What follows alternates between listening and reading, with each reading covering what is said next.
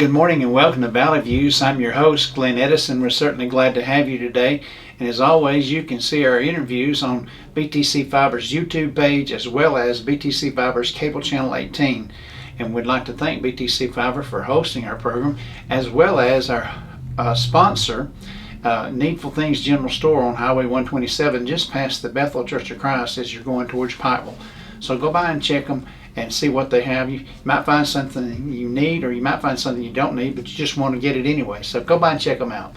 And today we have with us, Latasha Edington. Right, I got it right, didn't I? Yes. Okay.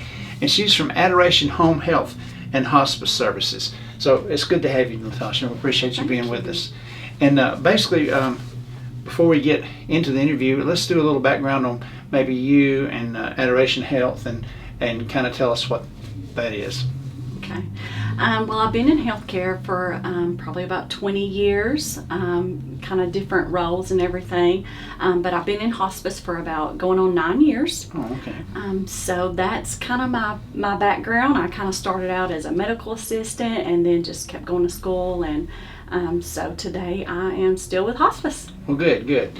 So you said you've been around about 20 years in the medical field. Mm-hmm. Well, tell us a little bit about Adoration Health. I know when I was looking up and I was checking, y'all have several sites all throughout Tennessee, all throughout the country, really. Mm-hmm. I mean, it's everywhere in several states. But let's first talk about the services you provide. What kind of services do you provide? We do hospice services, and so that's for our patients, whether it's at home or in our nursing facilities, assisted living. So wherever their home resides, that's where we go, and we just do our hospice services there wherever they're at home at. Well, and like some of your services, I know my mother-in-law had to have some services towards the end of her life, but that was things where they would come in and give her shots if she needed shots and various other things. Is that some of the things y'all do? We do. So with hospice, you have a team, and you've got your CNAs that do like bathing, showering, changing bed sheets, that sort of thing. You have your social worker that comes in and he can help with placement for, like, say you've got a patient at home and they're needing to be placed in a facility, greater needs that, sometimes caregiving at home, just, those patients need that 24-hour care. So a social worker can help with placement. They also can help with any kind of needs that they're needing. If they need, food, any resources like that. I call my social workers the jack of all trades, because they really do. They're a jack of all trades.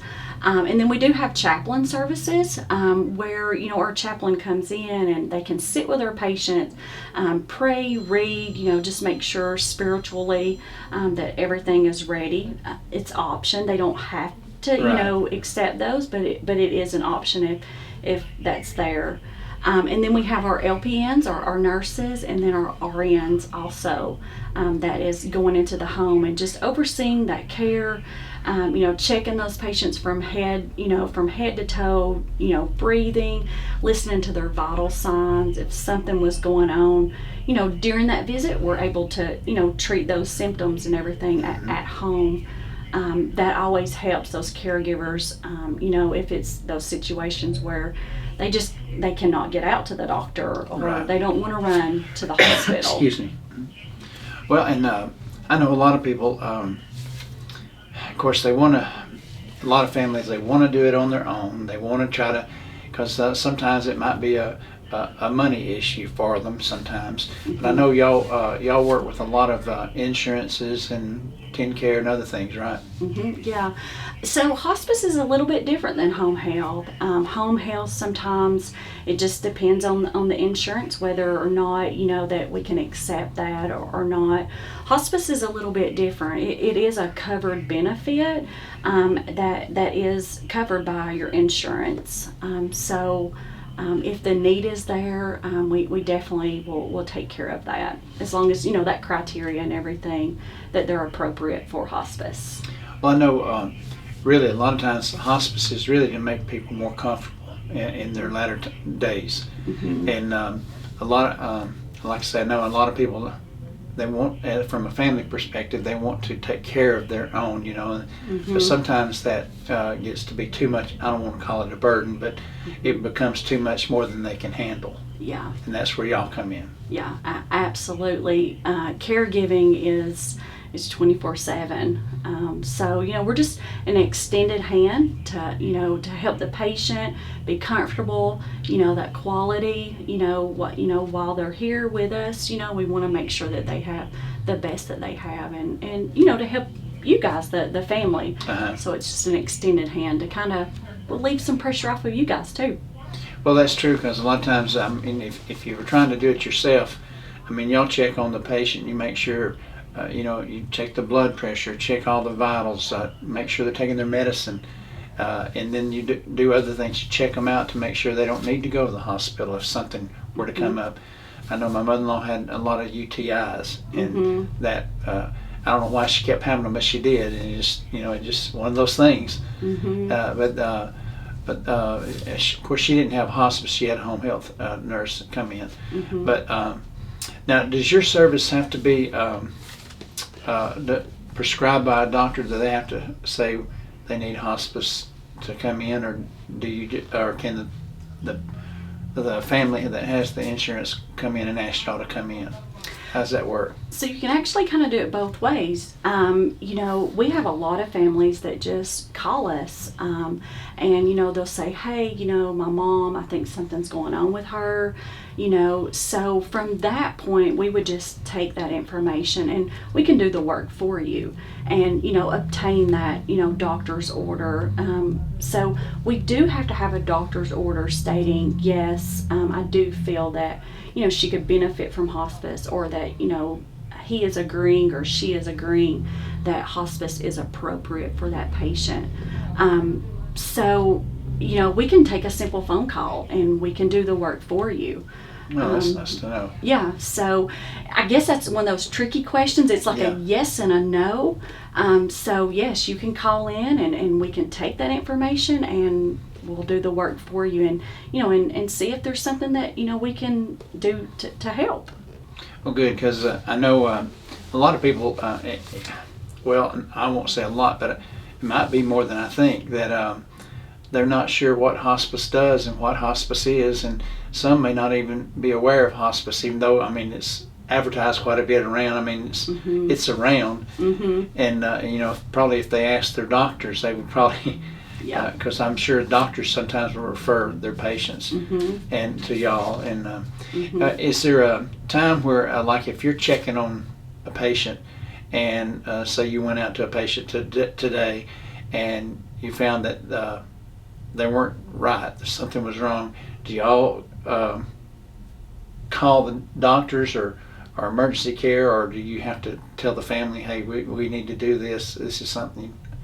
Yeah, so we do assessments. I do them all day, every day, where, you know, I might get a call, or I've got a doctor that's, you know, worried about one of his patients, and he's like, you know, Tasha, will you just go out and just check on this family and kind of see what your thoughts are?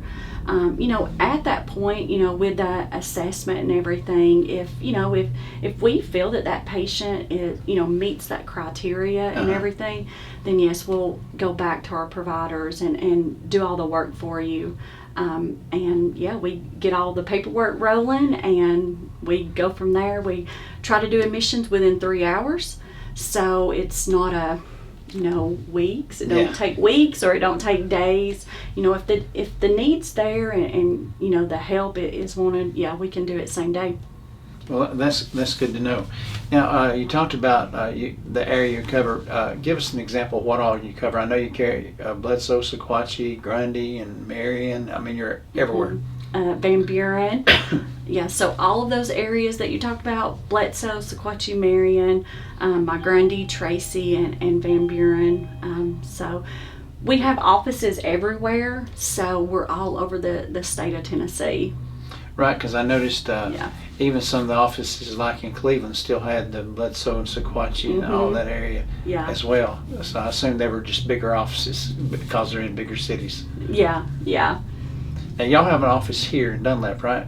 We do. We have an office in Dunlap, and that's our home health office. And then we have an office in Whitwell, and we do home health and hospice out of that office. And then we have a Jasper office that we do hospice out of the Jasper office as well. So that keeps you busy, doesn't it? It does keep us busy. Well, I guess in one way it's kind of bad, but another way it's good because y'all get to provide the services that people need. Absolutely. When you go to a home and you're working with a patient, do you try to educate the family too as to maybe what you're seeing and how you've diagnosed them, and maybe try to tell them, say, here's some things to look for, here's some things to watch out for, or here's some things you can do when we're not here to help the patient?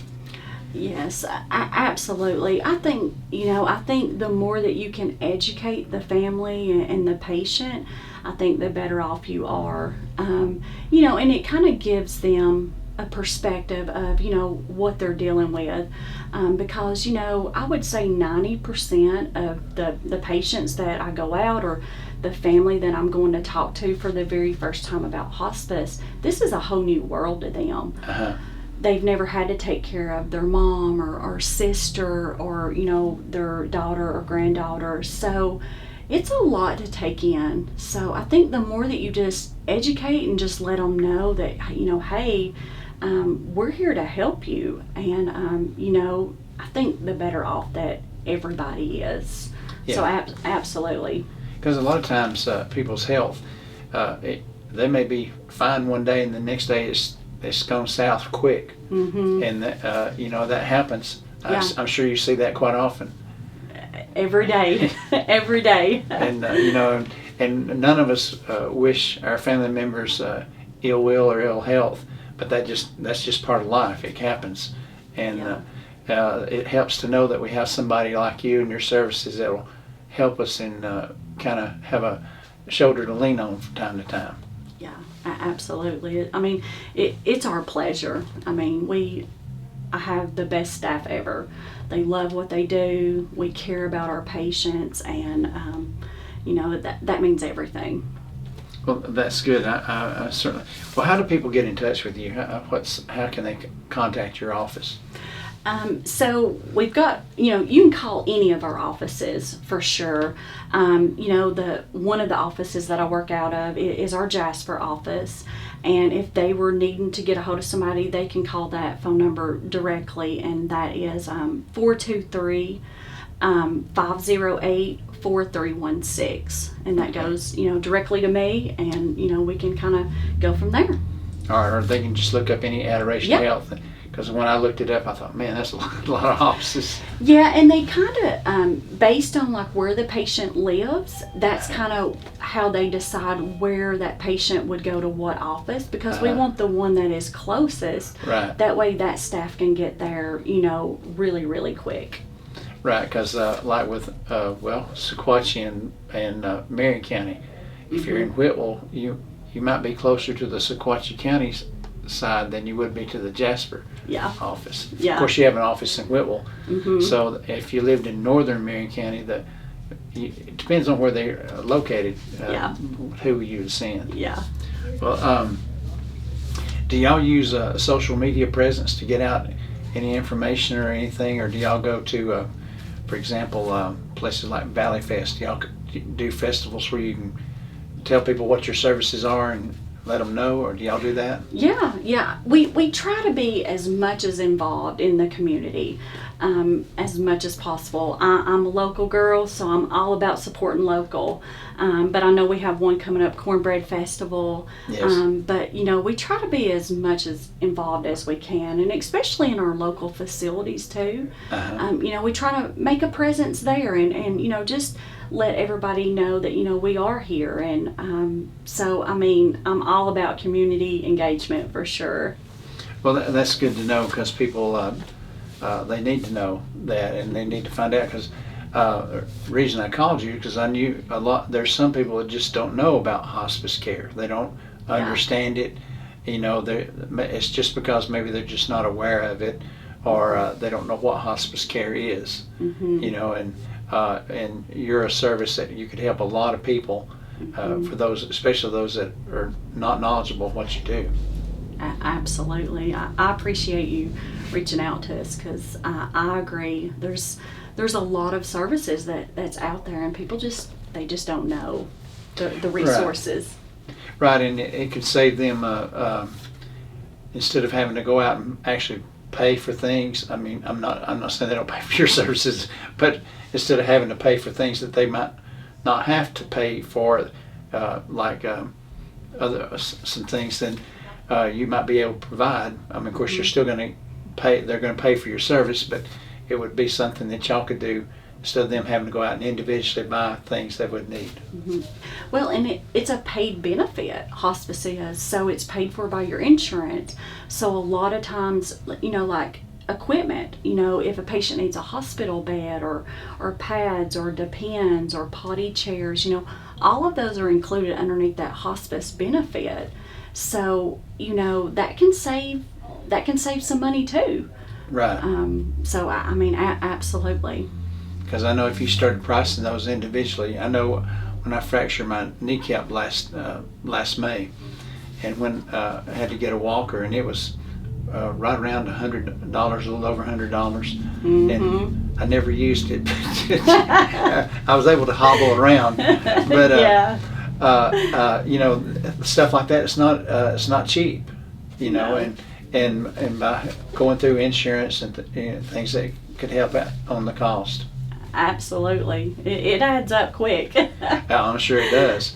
I know my medicines do that I have to take. Yes, and that, you know, and that's another thing, you know, a lot of medications underneath that hospice benefit, you know, they are covered underneath that benefit. Oh, really?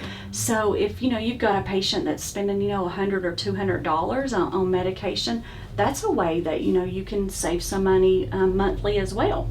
Wow, that's something to think about. Yeah. I mean, I didn't realize that. Yeah, as long as they meet that criteria, and you know they are, you know, in that category, yes, absolutely. Anything that patient needs, it is all included. Well, is there anything that we maybe haven't covered you want to bring out that people need to know about your services? I don't think so. I think one of the biggest questions that I get asked is, you know, is it my choice, you know, which agency that, you know, I can go with? And absolutely, you know, it is your choice what company you use. You know, whether you have a provider that's saying, you know, I just want you to go with this one, or I've got you know, I'm at the hospital and I've got a case manager saying, you know, I want you to go with this company. It is patient choice. So I think that's one of the biggest questions that I get asked quite a bit is, you know, how do I know what agency to go with? And I always tell my people, do your research. You know, search around, you know, see which one is going to really, you know, fit you and your family's needs the most. Excuse me, I'm sorry, my that time of the year. Yeah, it is that time of the year. Well, that would, I know that would probably hit somebody pretty hard if you were in the hospital and fixing to get out and go either to some care place or home, and you don't know what, you haven't even thought about hospice or anything like that, and then they hit you with that. Yeah. You're going, oh, I don't know, because you know, because you haven't done your homework at that point, because you hadn't thought about that. Right. You know, and right. And probably most of us wait until it actually hits us in the face about doing things. Yeah. And you know, we don't think about that as like funeral planning and stuff like that. We don't think about that until it's too late. Absolutely. So this is something that needs to be thought out and planned out ahead of time, so that if that occasion arises, you can go right to it and you already have your plan. Yeah, absolutely. Yeah, and we can help with that. You know, funeral arrangements and stuff like that. Our social workers, they're a jack of all trades. I mean, we're just there to help during that process, because we do realize it's a lot to take on all at once. Yeah, it sure is. And you know, yeah, it's something else. Yeah. And it's not a fun thing. Yeah. And well, yeah, I think the thing I like about your service is y'all comfort people, not only the patient, but you're comforting the family, because they know that their family members being taken care of. Yes, absolutely. And that's a nice feeling when they don't have to. I'm not saying they don't worry about it, because they do worry, but Yeah. there's something that they can depend on somebody else taking care of. That's one less thing they have to worry about, and they can worry about other things. Yeah, yeah. I tell my families a lot of times, if I'm talking to a caregiver that's, usually used to taking care of her husband, say 24 hours, 7 days a week, in those moments where you would normally be, washing dishes and doing laundry and running errands, take advantage of that time. When our staff is there, sit there with your husband, take advantage of that time. So I think definitely we help in so many ways, for sure. Well, it's always nice to see a smiling face come in that's gonna, that's coming there to help you. Yeah. And while other people might be coming just to sit with you and just talk, this way you've got somebody that's coming to help. Yeah, absolutely. Yes. And I know that helps the family members as well. Yeah. Yeah. Well, is there anything else you want to point out that we need to point out? I don't think so. You covered the bases. Well, good. I'm glad, because I did want to get you in here because of the service you offer, and I want people to understand what it is and what it's about, and how they can get in contact with you, and we'll put that out. Yes. So I appreciate you being here. Thank you for allowing us the opportunity. I mean, just thank you. Well, you're more than welcome. And again, folks, you can see our interview on BTC Fiber's YouTube page as well as cable channel 18. And again, thankful for our sponsor, Needful Things General Store. So until next time, have a great day. Hey everybody, this is Glenn Edison from Valley Views. We appreciate you watching our shows, and we would like for you to like, share, and follow us on Facebook, as well as like and subscribe to our YouTube page.